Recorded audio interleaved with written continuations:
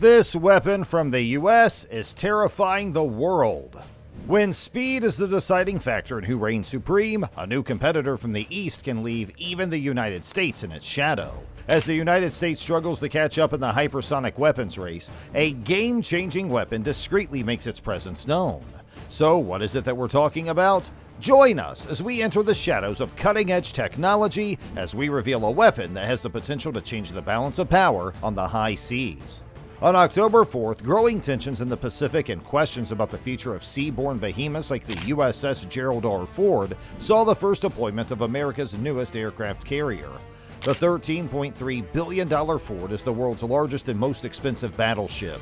It has a 5-acre flight deck and new technologies that will make it the most powerful in the world far into the 2050s and beyond. The ship carries 4 fighter squadrons as well as a slew of support and tactical aircraft, more than 60 planes in total, though it can accommodate up to 90.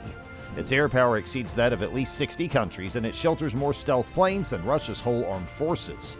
Ford towers over the lake at more than 9 floors and weighs 97,000 tons. That's 32,000 tons more than the biggest warships of World War II. However, size does not imply speed. The ship is approximately 3 times the power of America's existing supercarriers, with about 300 megawatts of electrical power in total, thanks to a pair of sophisticated A-1B nuclear reactors. It's like watching a New York City block cruise by at 34 miles per hour on the water.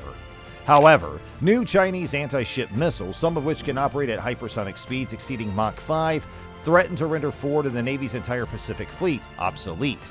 In the same manner that Japan used emerging technology, squadrons of attack planes, to sink the most powerful US and British battleships during World War II, these new missiles have the ability to destroy the most advanced ships currently cruising the oceans.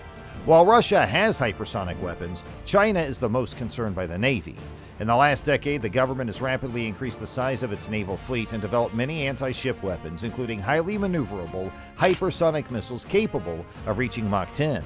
China isn't concealing the fact that those weapons are designed to repel American ships. One of its weapons testing facilities in the Taklamakan Desert features full-size mock-ups of U.S. aircraft carriers for target practice.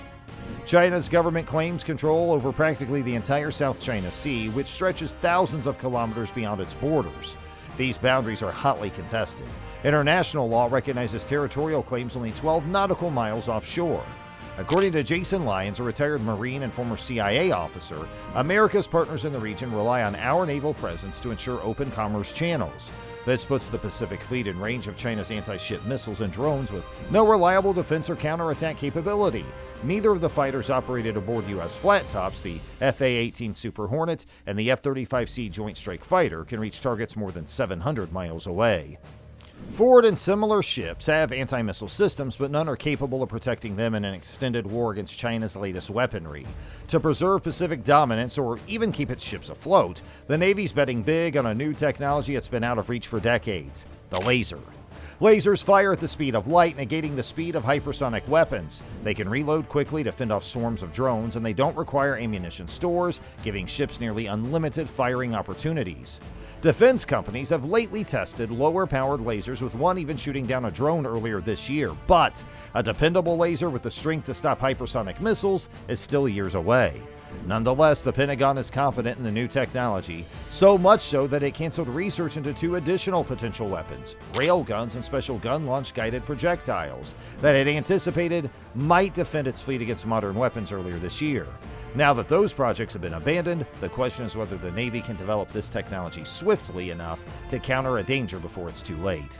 China today has around 770 naval, Coast Guard, and other military vessels in its fleet. That is more than twice the size of the United States fleet, and it's nearly exclusively focused in the Pacific, whereas the U.S. fleet is spread between the Atlantic and Pacific. China also has an arsenal of modern anti-ship weaponry that it can deploy from ground facilities, battleships, and aircrafts.